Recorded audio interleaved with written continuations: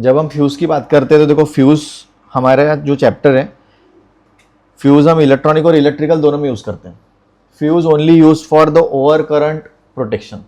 अगर current high हो जाता है तो फ्यूज़ ओपन हो जाता है। ये सिंपल फंडामेंटल है फ्यूज़ का। अभी फ्यूज़ हम देखेंगे तो यहाँ पे देखो एक ग्लास टाइप का फ्यूज़ है, ठीक है, ये भी पीसीबीज पे आते हैं हमारे। उसके बाद में सिरेमिक टाइप फ्यूज़ है, ये भी पीसीबीज पे आते हैं। उसके बाद में यहाँ पे सिलेंड्रिकल टाइप फ्यूज़ है, ये भी पीसीबी पे आते हैं। उसके बाद में बॉक्स टाइप फ्यूज़ है, ये भी पीसीबी पे आता है। एसएमडी स्टाइल फ्यूजेज है। SMD style fuses generally PCB पे बहुत कम देखने मिलते हैं अभी की कंडीशन में, पर by chance in futuristic condition में हमें देखने मिल सकते हैं। उसके बाद में एक्सेल टाइप भी है, ठीक है। तो हमारे पास जो सबसे ज़्यादा हम देखने मिलेंगे सिलेंडर टाइप देखने मिलेंगे, बॉक्स टाइप देखने मिलेंगे, ग्लास वाले और सिरेमिक वाले देखने मिलेंगे। फ्यूज़ जब हम बात करते हैं तो फ्यूज़ के ऊपर में जब हम देखेंगे तो ऐसा फ्यूज़ बना है जैसे बीच में ग्लास है या सिरेमिक है। ये जो यहाँ पे जो मेटल होता है ना यहाँ पे, तो यहाँ पे मेटल पे डिस्क्रिप्शन बना होता है।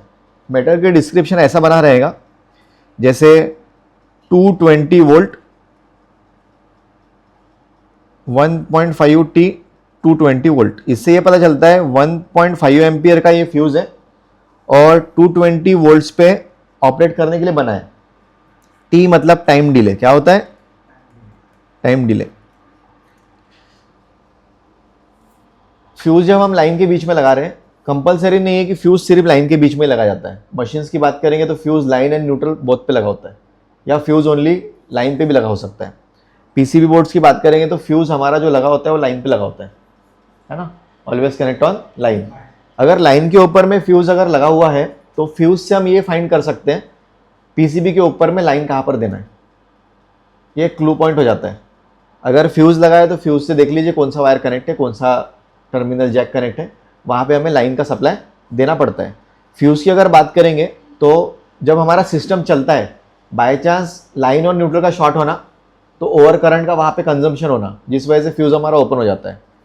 इसके बाद सेकंड ऐसा है, अगर लोड आपका चल रहा है, लोड अगर रेटेड एम्पियर पे चल रहा है, जैसे हम एग्जाम्पल लेते हैं, हमने फ्यूज़ यूज़ किया 10 एम्पियर का। कितने एम्पियर का?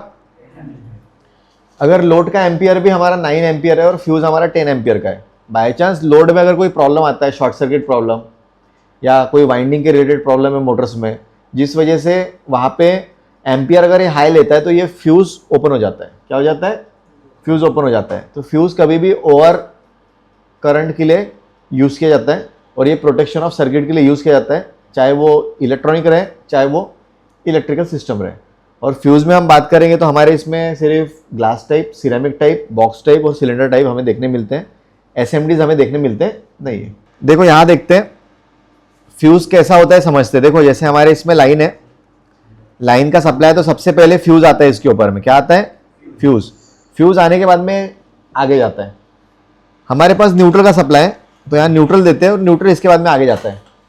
अगर फ्यूज़ का रेटिंग है 10 एम्पियर, कितना एम्पियर, और यहाँ पे लिखा है 220 वोल्ट, तो ये वोल्टेज का वर्किंग 220 वोल्ट है और 10 एम्पियर तक के इसके अंदर में लगा जो फिलामेंट है वो ओपन होगा नहीं।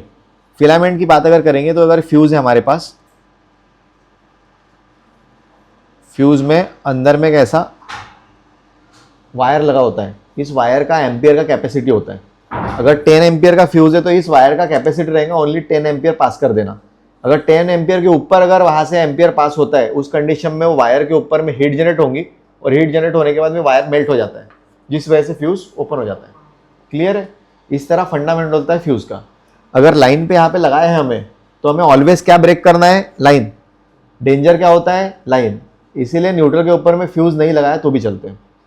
हमारे पास में मीटर है, मीटर की 2 प्रॉप्स है और मीटर को हमने कंटिन्यूटी मोड पे रखा है, बजर मोड पे।